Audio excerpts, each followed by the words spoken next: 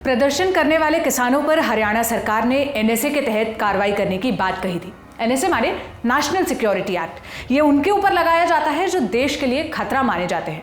आधी रात को निकाले गए इस ऑर्डर को सूरज निकलते ही पलट दिया गया। फैसला वापस लेने के पीछे क्या कहानी रही, अंबाला से आईपीएस शिबाश ने क्या वजह बताई, सब जानेंगे इस वीडियो में।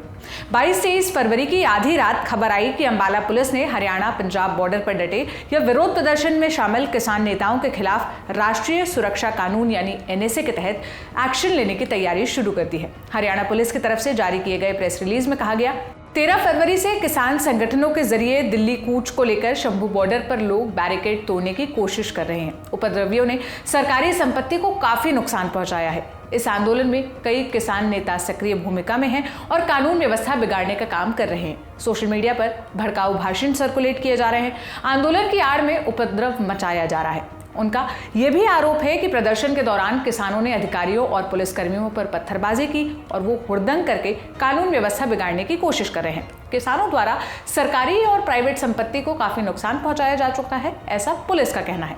इस आंदोलन के दौरान करीब 30 पुलिसकर्मियों को चोट आई है, एक पुलिस कर्मचारी का ब्रेन हैमरेज हुआ है और 2 पुलिसकर्मियों की मौत हो चुकी है। यह हरियाणा पुलिस का कहना है। उन्होंने आगे कहा, आपराधिक गतिविधियों को रोकने और कानून व्यवस्था बनाए रखने के लिए धारा 2 के प्रावधान 3 और राष्ट्रीय सुरक्षा अधिनियम 1980 यानी एनएसए एक्ट के तहत किसान संगठनों के पदाधिकारियों को नजरबंद करने की कार्रवाई प्रशासन के जरिए अमल में लाई जा रही है ताकि आंदोलन के दौरान कानून व्यवस्था को कायम रखा जा सके और सामाजिक सौहार्द बिगड़ने न पाए।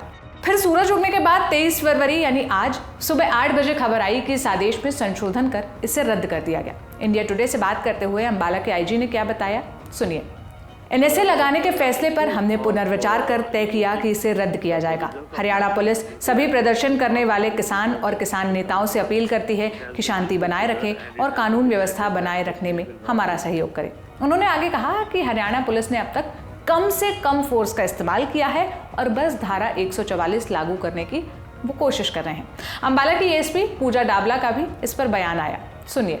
एनएसए को लेके जो है उच्च अधिकारियों द्वारा हमारे फैसला लिया गया है कि अभी हम इसका कोई भी प्रावधान लागू नहीं कर रहे हैं, किसी भी तरह का इसके एनएसए के तहत कोई एक्शन नहीं लिया जा रहा, कोई प्रावधान हम लागू नहीं कर रहे हैं।